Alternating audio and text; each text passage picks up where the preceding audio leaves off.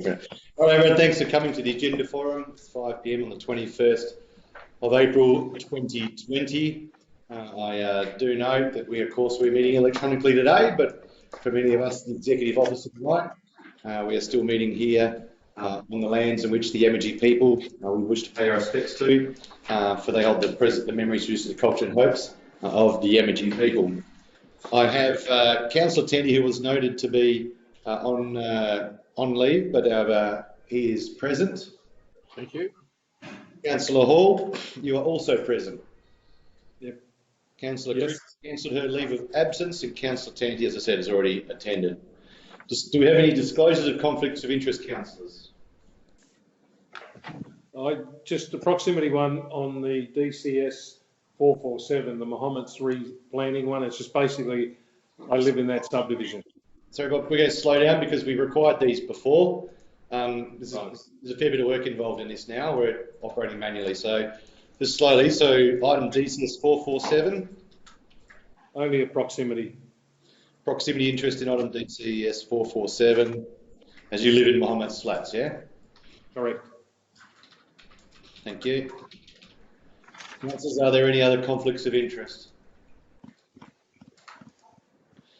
There being none, obviously, councillors, we're here to review the upcoming agenda items for the forthcoming Ordinary Meeting Council on the 28th of April 2020. And as always, there's no room for debate here tonight, just as a forum to ask questions related to the agenda, which we'll move straight to. Item 1, reports of committees and officers. 1.1, report of development and community services. Item DSC 446, approval of local planning scheme amendment, omnibus amendment. Yes, I have one there, Mr. Mayor. Yes, in replacing clause 19B, I'd like to see bushland replaced by hinterland on that second B section there. You probably check it a little bit better. What page are you referring to, councillor? Page 8.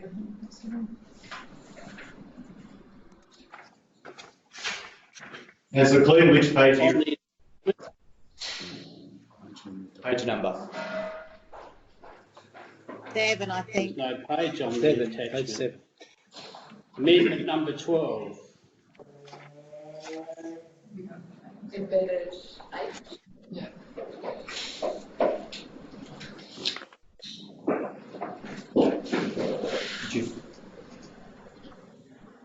Page 10 of the actual.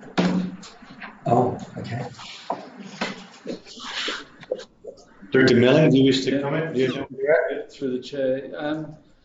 Yeah, actually, I don't see any particular issue with that. I think it's actually just, it just probably does. The hinterland actually covers pretty well. Yep. So, did you hear that, Councillor Clune? Yes, I'm happy with that. Thank you. Further questions, councillors? There being no further questions, we'll move to item DCS 448, surrender and lease and new lease of the Marine Rescue Geraldton. Oops. I went too fast, did I? Yeah. Yeah, I did too. DCS 447, proposed local planning scheme amendment, tourism rezoning Mohammed's flats. Yeah, I've got one. So just ask when people. Sorry, Councillor, can I just ask, just remind people, when you wish to speak, can you please just say your name first so we know who's speaking? Councillor Clune. I don't get to see everyone on video, mate, that's all. Councillor Clune here. Thank you. Please go ahead. With the rezoning from R40 to tourism R80, will there be any building density changes with that zone? I'm not familiar with it. Director Milling. Yeah, through the chair, and thank you for the question, Councillor Clune. Potentially, it does allow the applicant to redevelop the site, so at a higher density. Obviously, at the moment, it is a density of R40. In common with all of our tourism development sites, we look at the R80 density to actually give tourism developers some flexibility. So the short answer is yes, it will give some development potential should they choose to redevelop. Thank you. Thank you. I've got a question, Councillor Critch. Councillor Critch. Thank you.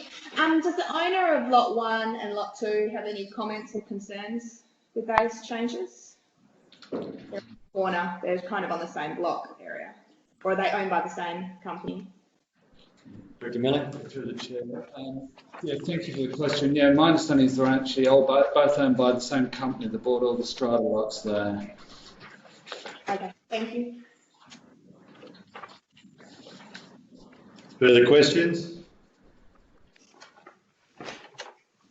There are none. We will now move to item DCS 448, surrender of lease and new lease Marine Rescue Geraldton.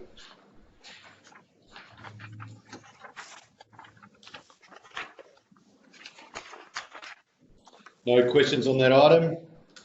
We now move to DCS 449, lease veteran. Sorry, Mr. Mayor, Councillor Parker.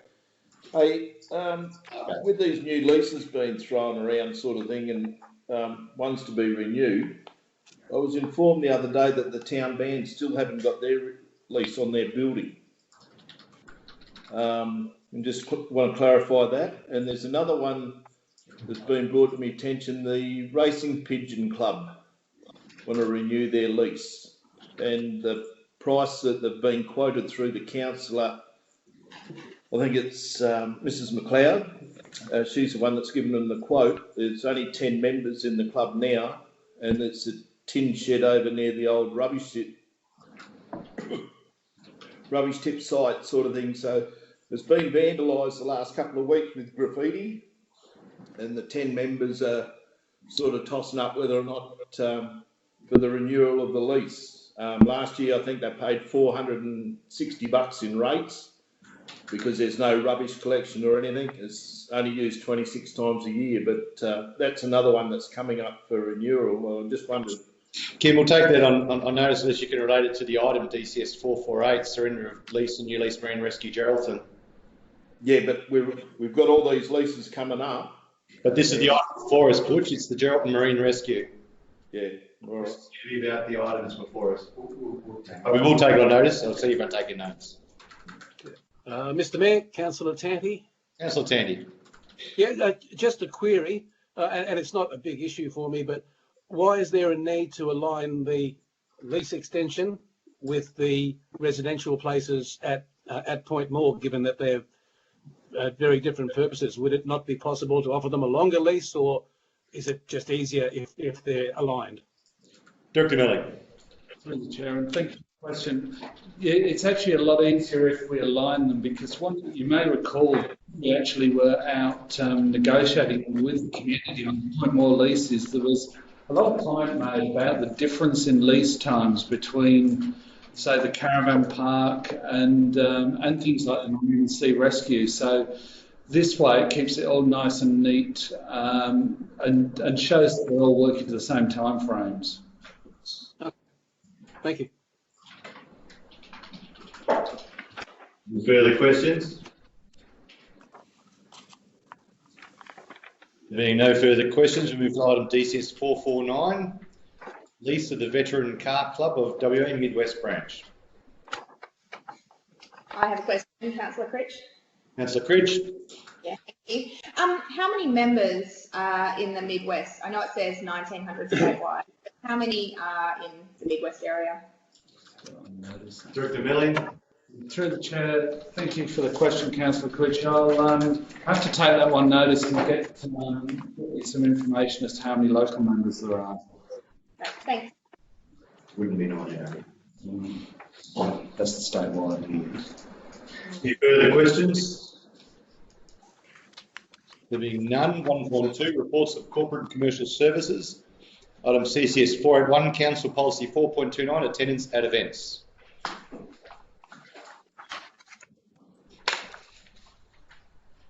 No questions? Can I, Councillor Forenza here, Mr Mayor, can I ask a question, please? Yeah, Councillor Fiorenza, go ahead. Yeah, just on that and just reading through it, has there been some questioning about whether this should go ahead? Has there been a lot of the public asking about events frequented by, say, councillors or of directors, officers here at the city? What's brought this about? Thanks, Councillor. So the state government passed legislation requiring councils to adopt an attendance at events policy as a result of the review into the City of Perth. So it's a statutory requirement that we have such a policy. Okay, thank you. Thank you. Further questions? There are none. We move to item CCS 482, Council Policy 4.17, Public Interest Disclosure.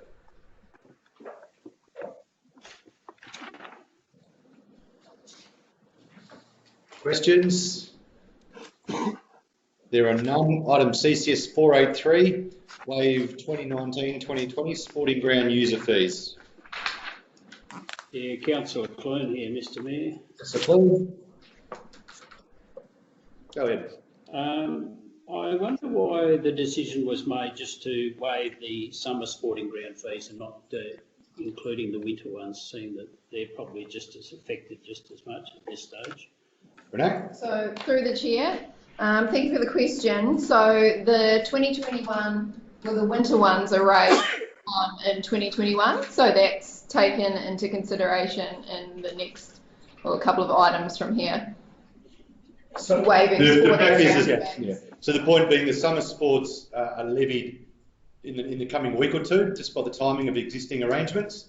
The winter sports will only be determined as part of council budget deliberations going forward. It's to avoid a notice going out in the next week or two. Okay, thank you. Mr Mayor, Councillor Tanti. Councillor Tanti. Thanks, Mr Mayor. I'm just curious why this is on the agenda. Most summer sports did manage to finish off their seasons successfully. Cricket didn't quite get to the grand finals, but water polo certainly finished, softball did, basketball did. Those associations involved in those sports and other sports, they basically build their commitments for the year, so they would have made whatever money they made off their members. I'm not sure why we're looking to waive these fees, and the same goes with the fees, which I presume are for the previous winter. Those sports completed their seasons as well. Mr CEO. So thanks for the question, Councillor Tanti. The reason why this has come up before you is that the finance team are just about to send out this round of invoices to the summer sports folk for this financial year. So the winter sports have already been billed and paid for this financial year. So what we didn't want to go and send out a new set of bills to these sporty users during the COVID lockdown without you guys working out whether you wanted to or not. We were just picturing people being upset that they're being billed and the grounds are closed or they can't do their sport. I get your point that most of those sports did finish, but in the media it's very hard to explain that bit versus the current bit, if that makes sense. So if I could ask a supplementary, Mr Mayor, Sure. Tanti. So the winter sports would be getting a rebate if this passes? No. No. No. So they haven't been billed either? Yes, Councillor. The winter sport for this financial year had been billed and paid. Okay. Because the bills go out. Councillor Parker.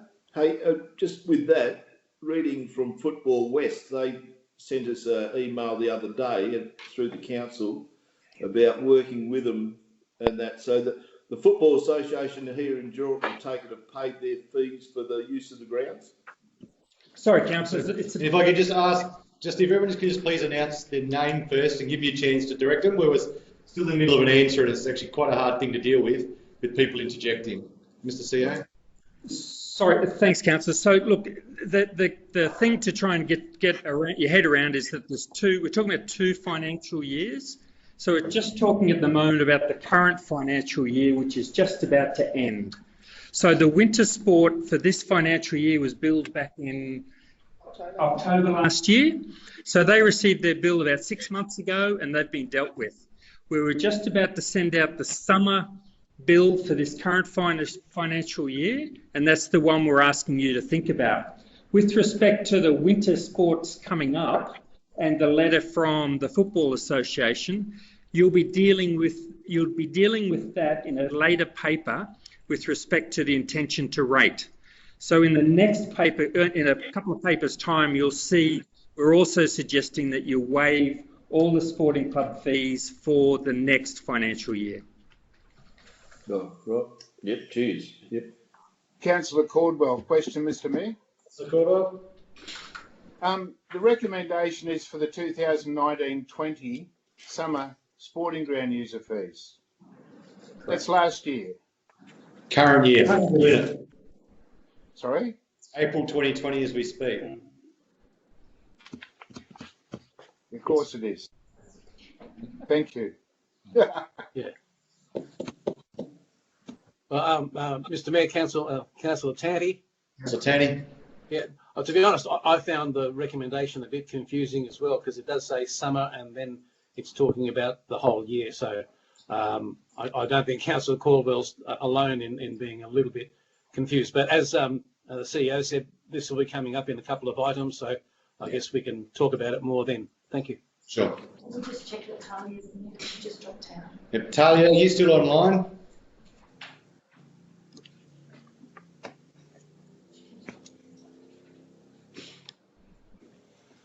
G'day, Bob. Talia, are you online? That is a no. I'm going to take it as no that Talia is not present at 5:15. Councillor Critch, are you present? Yep, I'm here. Councillor Douglas? Yes. Councillor Keaming? Yep. Councillor Colliver? Yep, I'm here. Thank you very much. And the rest of you I can see in video. Are there further questions on item CCS 483, waive 2019-20 sporting ground user fees? Yes, Councillor Clune here, Mr Mayor. I didn't see a list in the attachments or anything on this article of how many sports are involved in this, and I think as councillors we should be quite aware of how many different sporting organisations it does hit up at. I've just been told by officers I'll provide that for the upcoming meeting. I'm sorry I missed that. Yeah, I've been told by officers that they'll have no problem preparing that for the upcoming meeting. Thank you. Talia's just texted me and said she can hear you. She can hear? Okay. She's got poor internet. No further questions on that item, councillors? There are none. We'll move to item CCS 484, Statement of Financial Activity, the 31 March 2020. Yeah, Councillor Clune here, Mr Mayor. I'd just like to ask, are there any signs of a reflection on the impact of the COVID-19 on the financials? I can see the capital expenditure, but anything else there that you'd like to highlight that's impacted in those margin figures? Director Riddell. Thanks for the question, Councillor Clune. We've added some new graphs into the monthly financial report to give some indication of the impacts of COVID-19. And I think one relates to the airport passenger numbers, which is a good indication of the decline in revenue. As you can see, there it states in the first week of March, there was just under 2,000 passenger numbers went through on RPT services. And the last week of March, that dropped to 330. So that's a great indicator of the decline in activity. And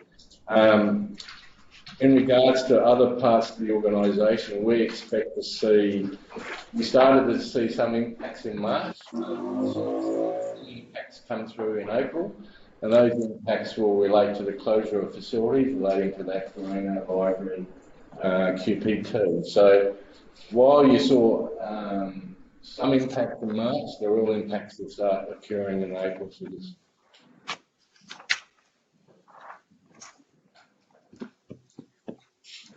Further questions?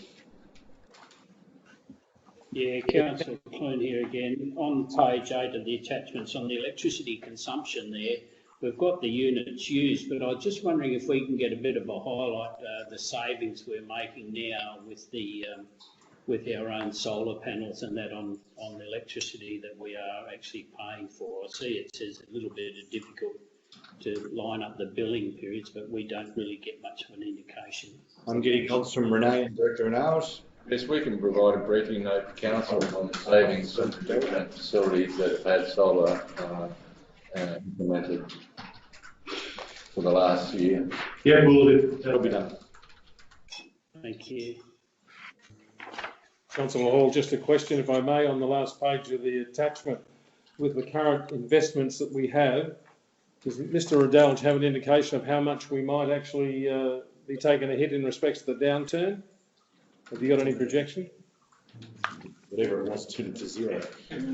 We've basically done projections, and currently on our investments, we expect to reduce in income on our interest earnings by directly impacted by investments around 700,000 next year.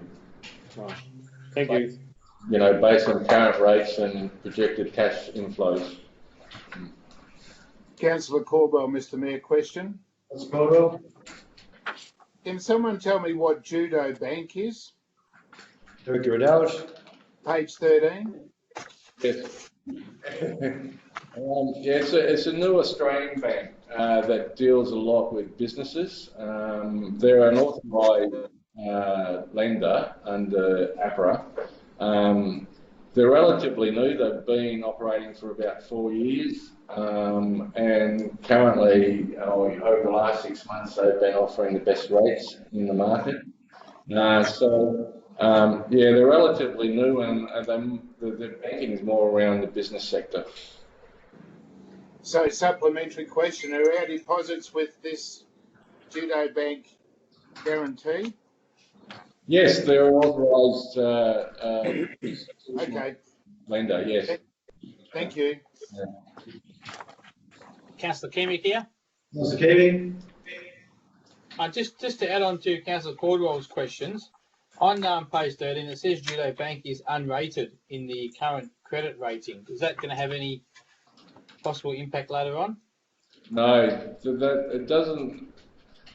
Unrated means that they haven't been rated by a agency. It doesn't mean that they're not supported and have the same requirements as other institutional lenders regarding the amount of capital that they have to maintain, the liquidity ratios, all that.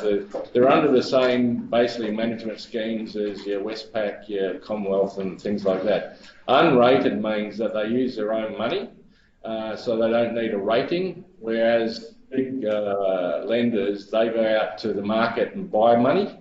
That money then has to be rated. So don't get concerned when it says unrated. That doesn't mean that they're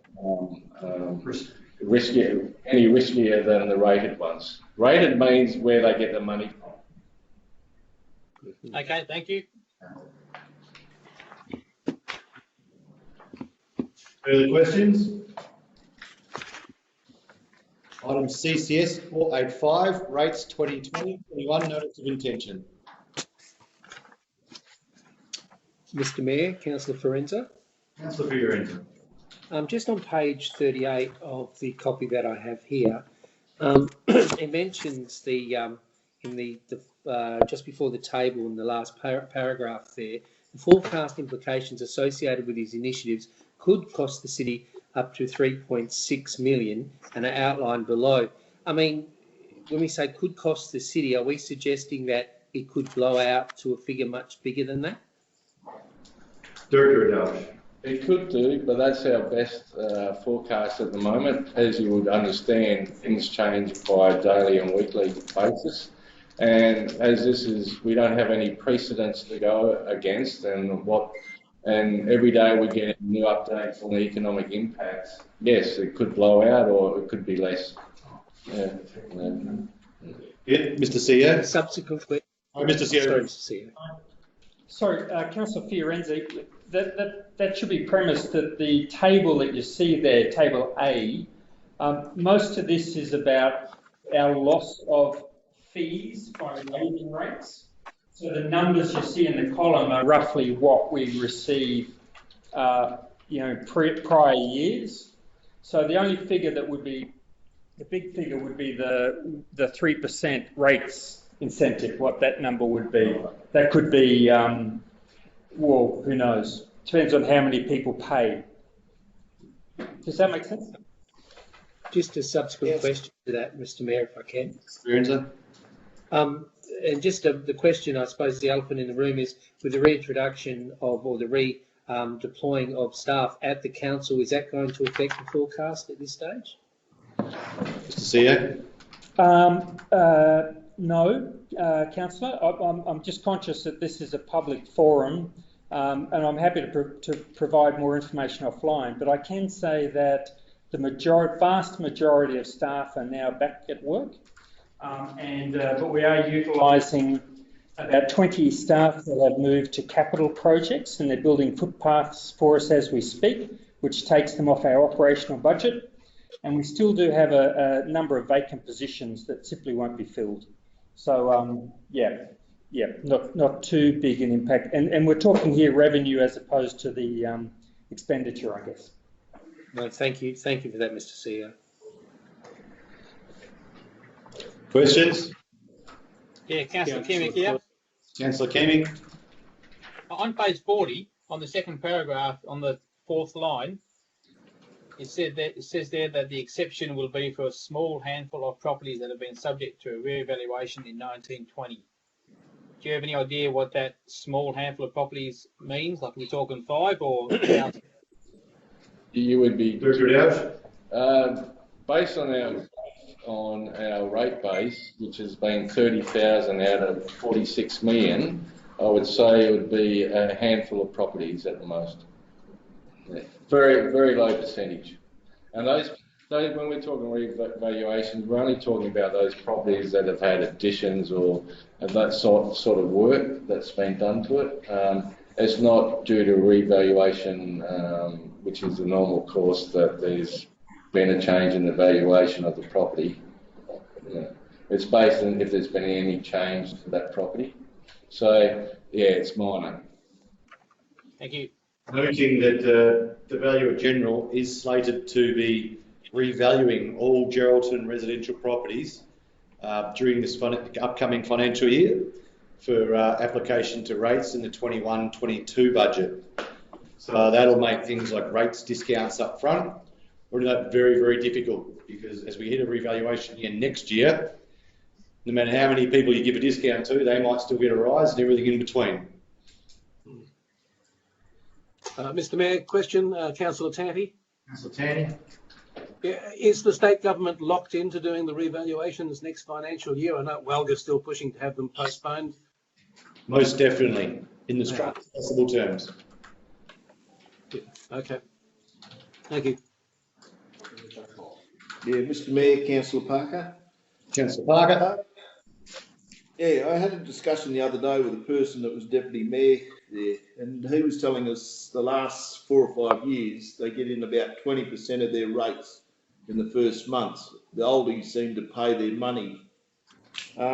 We've got a 3% saving here of 660,000, and that was one of the proposals.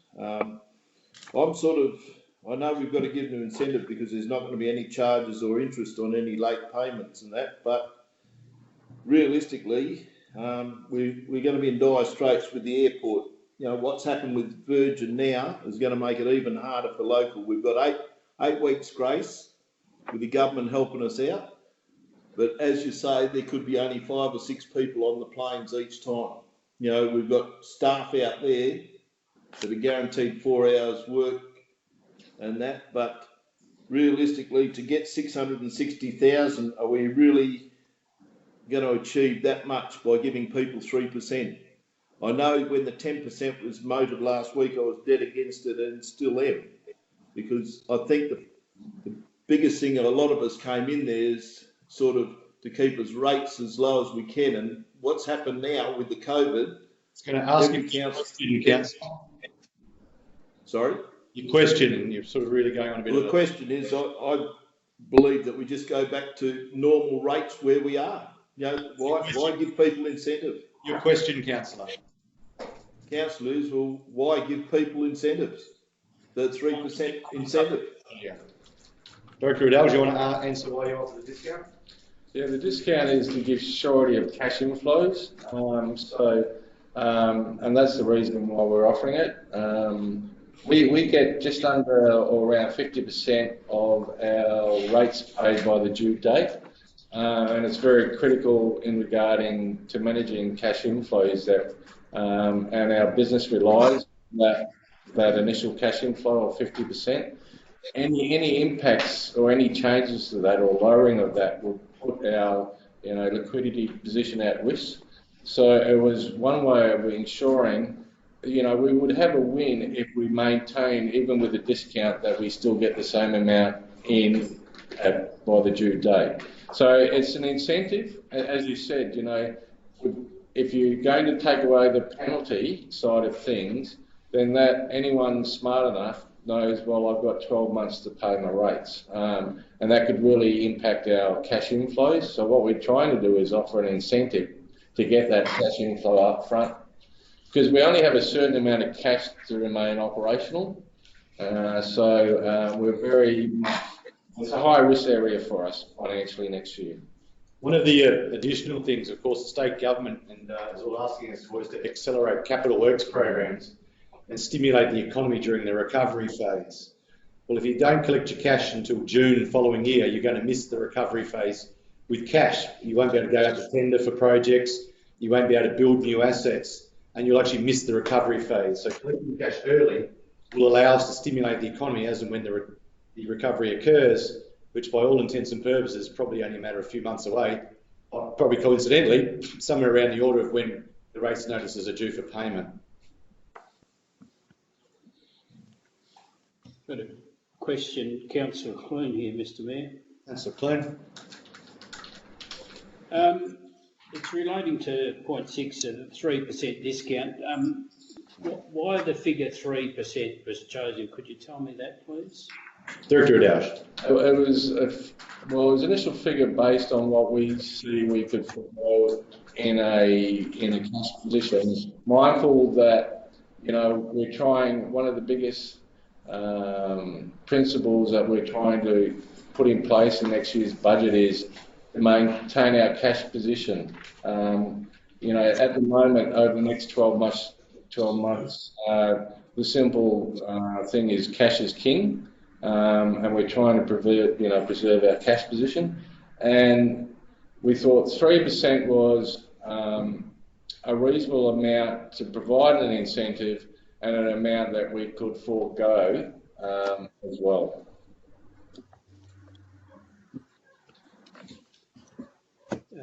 I have another question, if I could follow on, yes, Mr Mayor.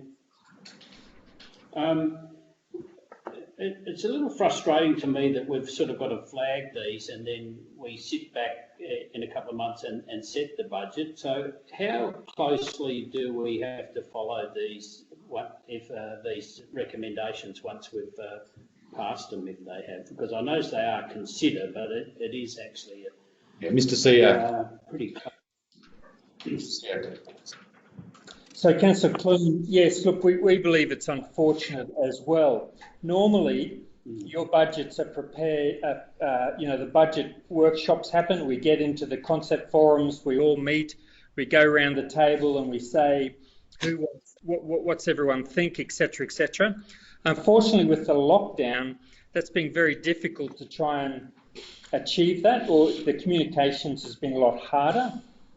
So the thought was this time, we've put these up and it does say consider, it's not locking anything in, but the officers need to get guidance from councillors so they can prepare a budget in time for your June meeting. So they're the sort of things we're trying to balance, but we can't use words like, we don't want to resolve or any of those things. This is guidance at this point because you've still got to see the other side of the equation and determine whether you're happy with what the total package looks like. Councillor Clinton, it is obviously a radical departure from the long-term financial plan. So it's an idea to investigate how much resources should be deployed to doing that. But also from a public perspective, I know what I spend all my day doing, and it's answering what are you doing about? What are you doing about? What are you waiving? What are you doing? We have state government ministers slamming us and telling us to cut things. We have media telling us to cut things. So in some regards, it's a bit of surety that we're at least considering these things in the eyes of the public. And if it is a bit of a departure, well, if we put it out in the public, it's 3%, whatever the number is. It gives a chance to sort of test the court of public opinion in some regards as to how effective some of these things might be, because they are uncharted and they are without precedent. Dr. Radaj? Yeah, and also allows officers to go away and do some scenario modelling to go back to councillors, and councillors can then review and give consideration to how the budget looks with these proposed initiatives.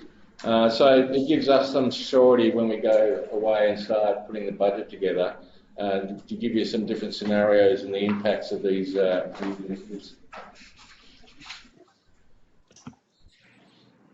Councillor Parker. Sorry, Councillor Parker. Yeah, well, it's a funny thing how everything's turned around. We were talking about 1.5% increase 5 weeks ago. Now we're coming back the other way, reversing the cycle. And we give them a discount this year of 3% for those people that can pay up front in the first month. What are we going to be like in 12 months? We're going to be asking them for 3 or 4% increase to get money back. This is in next year's budget. That's what I'm worried about. We're going from one scenario to the other. We're trying to save best we can. We've cut out capital works for the time being. That'll come back into play when things start to scrape around, sort of thing, and the economy's starting to move a bit. But we just got to be wary on what we're spending around town. Question, Councillor. You've got to ask questions, please, Butch. Councillor Parker. Yeah, the question is here we are. We're turning around 6 weeks of work. I was the only one that said no, freeze the rates. Now everyone wants to give them a donation. What is your question, Councillor? If you keep making statements and debating, given... Yeah, I know, but it's frustrating in the way. I know the budget thing, but we've got a hole out there at the airport. Councillor Parker, be muted. Councillor Keamy with a question. Councillor Keamy. On the bottom of page 37, it says there the significant revenue streams, and they come to roughly 11 million. But on the paragraph ahead in front of that, it's talking about a $17 million long-term financial plan forecast loss. So are there some other significant? So my question is, are there some other significant revenue streams that aren't on this sheet? Director Radaj.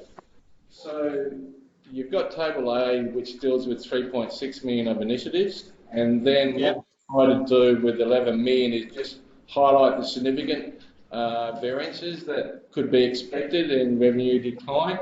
That adds up to about 15 million. The other 2 million are other revenue streams, but it's made up by a number of revenue streams. What I've tried to do is just highlight in the 11 million the real significant ones, the ones that really have big impact.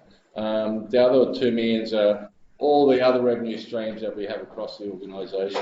Director, I noticed one of those significant land streams, I actually don't know the answer to this, so excuse if it sounds like a direct answer, but it's not.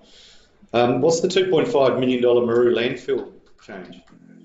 So what we've done initially in the budget, because it's not a situation of we have a precedent to, is that for budgeting purposes and to start with, we've gone to the lowest point. So basically with Maru, we've looked at the major revenue streams, which tend to be general waste and mixed waste. The biggest customer is the city itself. So we've started at a low point. That's not to say that as we go through the budget process, these figures will be adjusted up. But as a start point, we've gone to the lowest, or as you could say, the worst scenario. So it's basically that with Maru, all the major revenue streams are impacted. Also, it takes into consideration, and it's against the long-term financial plan forecast for 2021. In that forecast in 2021, we had a growth factor, and we had 5% increase for fees and charges as well. So that has an impact on the revenue decline. Thank you. I'm just going to do a quick roll call just for the purposes of the meeting as we're getting towards the end. Councillor Thomas, you present. Please use your messaging if it's not working. Councillor Keating, you're here, I can see you. Councillor Critch. Yeah, I'm here, and she's still there. Talia's still there. Councillor Thomas. So she just can't say anything. Councillor Parker, you're there. Yeah, still here. Councillor Hall. Yes, still with you. Councillor Douglas. Yep. Councillor Tanti. Yeah, still here. Councillor Colliver. Present. Yep. Councillor Elphick. Yep, I'm here. Councillor Caldwell, we just resolved. Councillor Clune for sure, and Councillor Fiorenzo. Yep. Councillor Caldwell, Mr Mayor, question on that last item before we go. We're not moving still, that's fine. Yep. Is that okay? You bet. Okay. Why are we not, when we're talking in terms of discounted rates, why are we not acknowledging that part of the motivation to do that ought to be the fact that the community has a reduced capacity to pay due to the impact of coronavirus? Mr CEO. And thank you for the question. Well, we are, Councillor, in all of these initiatives or these suggestions with that in mind. The state government, the Premier, wrote to us and requested that councils freeze rates and charges and waive all of the associated penalties. The councils that I've spoken to are complying or attempting to comply with that request. So the 3% is to, as discussed before, is specifically about trying to get our cash flow. Councillors, this budget is so unpredictable. We really don't know what the future holds. Normally, we can present a budget to you that we're fairly confident in being able to deliver. This one, look, we just don't know. It depends on vaccines and whether they lift the restrictions or not, and how long the restrictions are there, etc., etc. So we're just having a best guess, if you like, or a best professional judgment, and we're looking for some guidance from the council as to how you see it playing out. I should say that you can expect an operational deficit, initially of somewhere between 5 and 10 million next year, because of this significant drop in revenue, which is associated with the community's ability to pay. Mr Mayor, Councillor Caldwell, just supplementary for clarification. Mr Caldwell. Everything we've proposed here in relation to why we're discounting rates is about bringing forward an incentive to pay early. We're not saying anything here about how we're acknowledging a reduced capacity in the community to pay. That was the question I was asking. All right, we'll take that as a question asked. I think you forwarded some text for proposing the executive summary, but we'll deal with that. Okay, because it may affect councillors' thinking if they take that into account as well in terms of arriving at a percentage discount. Thanks, Mr. It's agenda forum, people. Further questions? Sorry, Councillor Tanti. Councillor Tanti. Thanks, Mr Mayor. Probably a question for Director Lee. At what stage will we be advised on what capital works and renewals we will be able to do in the next financial year? I know that's probably very difficult for him to answer because there are a lot of imponderables, but I'll give it a go. Director Riddell has asked to take that. Yeah, okay. Yeah, once we finish looking at our operating position and the impacts in cash, then I normally go to Director Lee and tell him how much money he's got to spend. All right, thank you, Mr. Riddell. Yeah. Further questions? There are none. We'll move items. 1.3, reports of infrastructure services. There are nil. 1.4, reports of the Office of the CEO. Item CEO 064, Council Policy CP 415, application of common seal. No questions. Move to item CEO 065, COVID-19 procurement decisions and proposed future actions.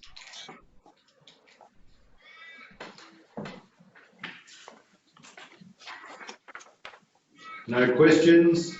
We move to item 1.5, reports to be received. Item RR14, reports to be received April. No questions. We move to item 2, motions by members of which previous notice has been given. Item NM13, notice of motion, Abrolhos Islands Tourism.